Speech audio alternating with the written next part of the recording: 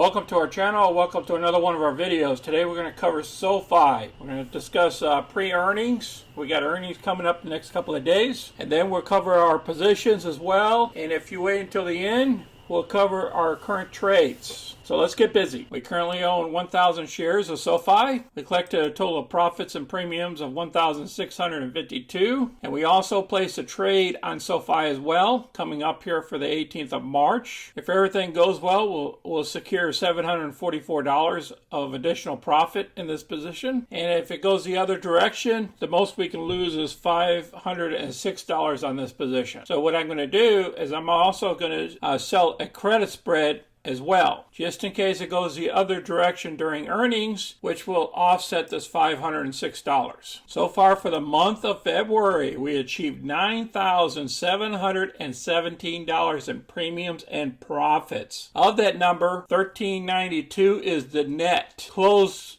option positions, because we didn't close any stock positions. On Friday, we closed at a 3.29% in the positive territory. All the indices were positive. That was great. Remember, we're in the NASDAQ, so anything that happens in the NASDAQ affects us. We're at a market cap of about $8.5 billion, which is low. Our volume was below average. The average volume is normally 54 million shares. First article we're going to cover is a surprise coming for SoFi stock this earnings season. Investors are always looking for stocks that are poised to beat at earnings season, and SoFi may be one such company. The most accurate estimate for the current quarter is currently higher than the broader Zacks estimate of a loss of 16 cents per share. This suggests that the analysts are very recently bumped up their estimates for SoFi, giving the stock a Zacks earnings estimate of a positive 1.56% heading into earnings season. A positive reading for Zacks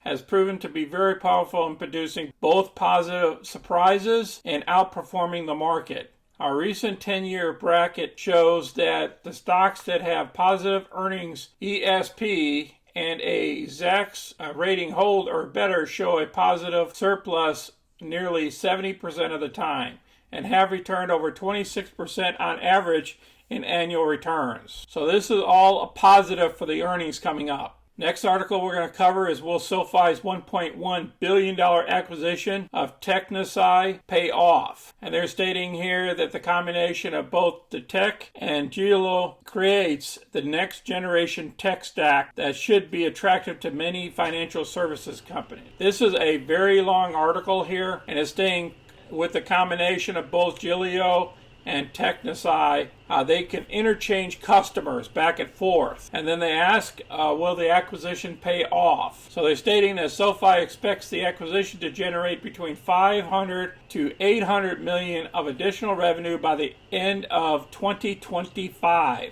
So that's about 50% to about 70% of what we're paying for it now by the end of 2025, which is a couple of years away. Furthermore, they expect to move its SoFi checking and savings account products as well as its credit card products into this platforms over the next 2 to 4 years. Putting multiple products onto one core system and integrating Technosystems and Giglio will result in about $80 million in cost savings between 2023 and 2025, and about 65 million of annual savings afterwards. So overall, it looks like the deal could increase revenue substantially. Even though SoFi didn't have to buy Giglio or Technosystems to use their products, they could have just been a customer of both these groups. That's what they're stating here. Overall, the article was positive for us to pick up this company, but the price was a little rich, $1.1 billion. Now, if they could have got the company at around 800 to 900 million, then our stock wouldn't have fell like it did, in my opinion. Let's look at the chart real quick. We dipped way down here based on that news, $9.57. So that's a new bottom for the stock, by the way. If you go all the way back here, so we're below the IPO price in the beginning of 2021. It's because we're diluting the shares, picking up that new company.